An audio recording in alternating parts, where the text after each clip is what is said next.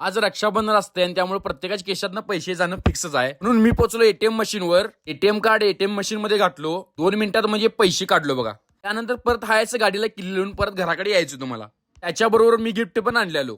काय रक्षाबंधनाचा कार्यक्रम चालू झाला की लगेच 2 मिनिटात एक असा विषय झाला की टोपी विसरलेली म्हणून परत चालू केलं बघा आम्ही.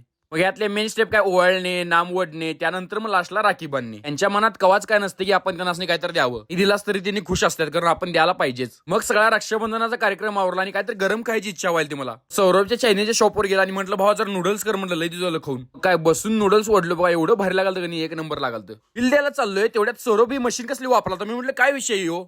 ही भावा इझो बिलिंग मशीन आहे. 70 ते 80,000 खर्च करण्यापेक्षा कमी पैशात एक नंबर बिलिंग मशीन आहे. पहिलं मशीन काय शेवटच आहे की हा. मी जे काय खाल्लाय की नाही त्याच्यावर क्लिक करून सेव्ह करायचं. पण ते 3 सेकंदाच्या आत कधी असं प्रोफेशनल बिल प्रिंट होतंय. एक विषय मी दिवसभरात किती ऑर्डर केलाय काय नाही सगळं कळते यामध्ये. त्याचा अजून एक